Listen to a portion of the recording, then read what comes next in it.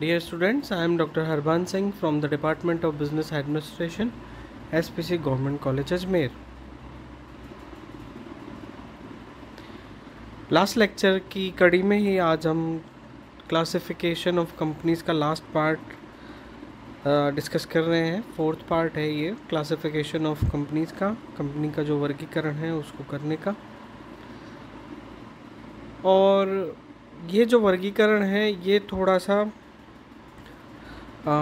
सा complex nature का है जो हम पढ़ने वाले हैं, लेकिन कठिन नहीं है, आप समझिए इसको। On the basis of access to capital market, पूंजी बाजार में वो कंपनी की पहुंच है अथवा नहीं है, इस आधार पर हम कंपनीज को दो कैटेगरीज में बांट सकते हैं, लिस्टेड कंपनीज और अनलिस्टेड कंपनीज। लिस्टेड कंपनीज वो कंपनीज हैं जिनकी पहुंच कैपिटल मार्केट या पूंजी बाजार तक होती है और वो किसी एक स्टेट लेवल की स्टॉक एक्सचेंज एवं किसी एक नेशनल लेवल की स्टॉक एक्सचेंज में रजिस्टर हो या लिस्टेड हो। देखिए, लिस्टेड होना अथवा ना होना इस बात पर डिपेंड करता है कि कंपनी की जो पूंजी संरचना है वो किस प्रकार की है।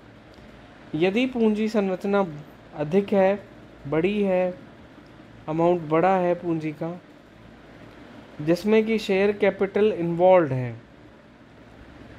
तो उसका एक्सेस टू कैपिटल मार्केट होगा ही, क्योंकि अधिक मात्रा में जो कोष जब उपलब्ध कराने होते हैं तो जो कंपनी है वो कैपिटल मार्केट को असेस करती है, जहाँ पे फंड्स के सप्लायर होते हैं, कोषों के जो पूर्ति कारक है वो होते हैं वहाँ पर।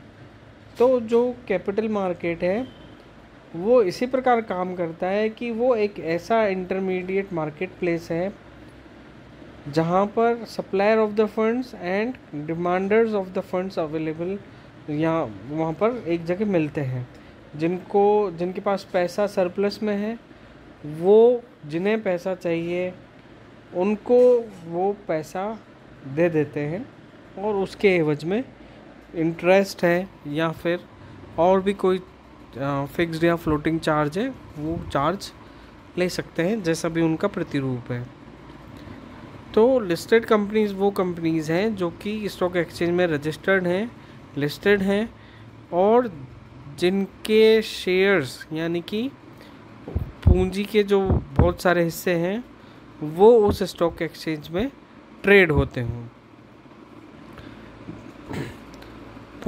कंपनी पूंजी के द्वारा पैसा इकट्ठा करेगी, अपनी जो अंश पूंजी है उसके द्वारा अंशों को बेचकर।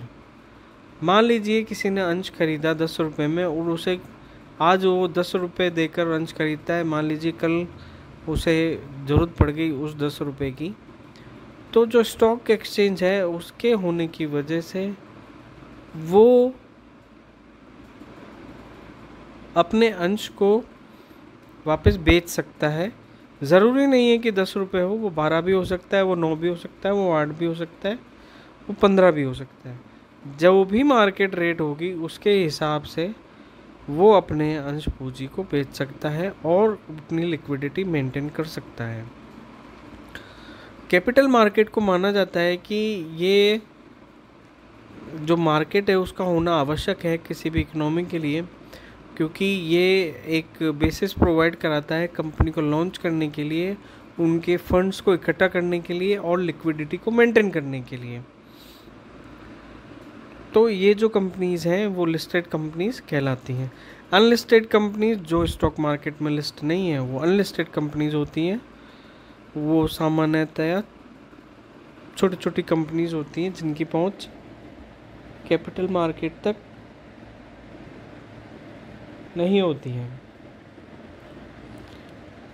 अब हम सबसे लास्ट जो कैटेगरी है वो कंप्लीट करने वाले हैं, अदर कंपनीज़। अब बची कुची जो भी कंपनीज़ हैं उन सबको हमने एक जगह रख लिया है, उनको वर्गीकृत कर लिया है, और वो हैं charitable companies, small companies, dormant companies, Nidhis और म्यूचुअल बेनिफिट सोसाइटीज़, और फॉरेन कंपनीज।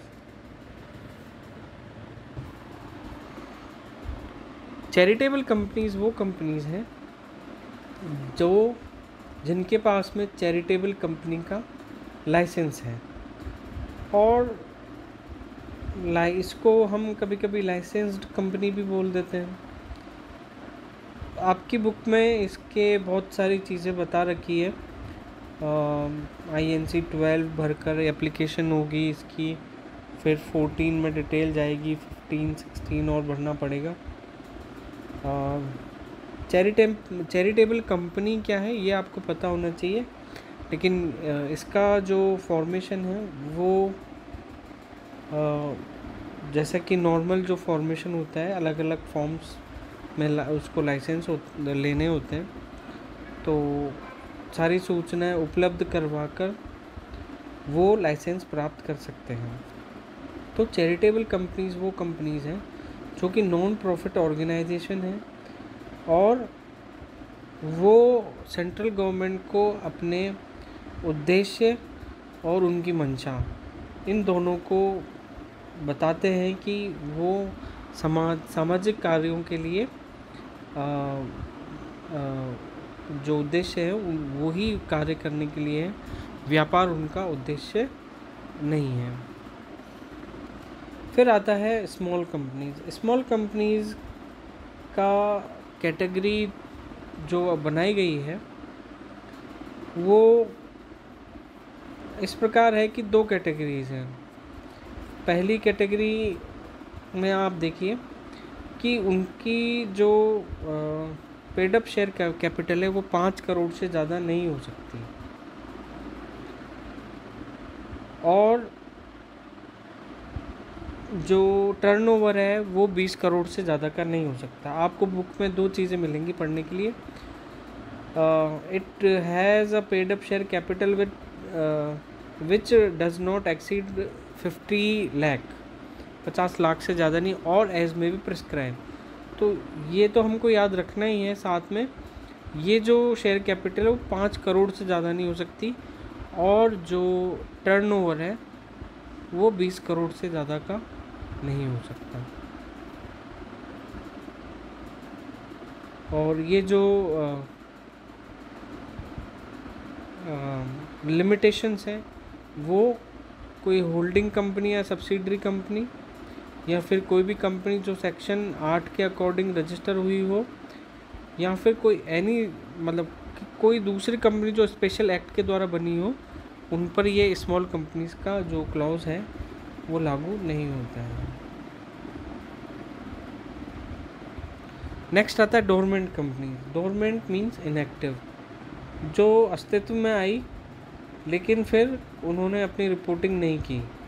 तो अगर कोई कंपनी है वो 2 फाइनेंशियल ईयर्स तक अगर स्टेटमेंट जमा नहीं कराए तो उसके बाद उनको डोरमेंट मान लिया जाता है, और यदि सिग्निफिकेंट अकाउंटिंग ट्रांजैक्शन नहीं दिखाई दिए तो भी उसको डोरमेंट मान लिया जाएगा।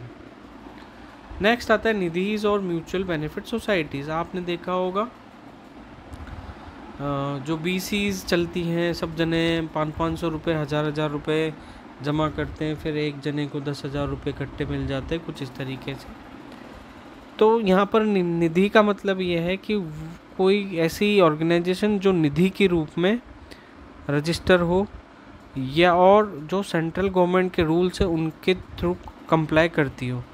तो इस प्रकार की जो सोसाइटीज़ हैं उनको हम निधीज बोलेंगे। नेक्स्ट आता है फॉरेन कंपनी।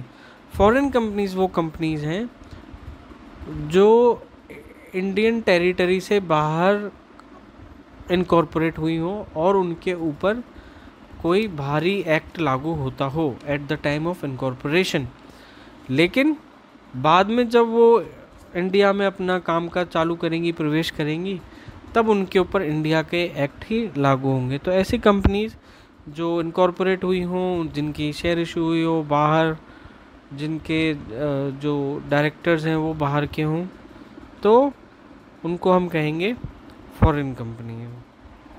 तो इस डिस्कशन के साथ ही ये वाला चैप्टर जो है वो 4 पार्ट में हमने डिस्कस करा, जो ख़त्म होता है अब। अगर आप इस क्लासिफिकेशन को चार्ट के रूप में बना कर पढ़ेंगे तो आप अच्छे तरीके से याद कर पाएंगे। अभी तक कभी इस प्रकार की कोई ऐसी कॉम्प्लेक्सिटी आई नहीं जो कि आपको याद ना रह सके। नेक्स्ट लेक्चर में हम प्राइवेट कंपनीज़ के बारे में चर्चा करेंगे। Thank you.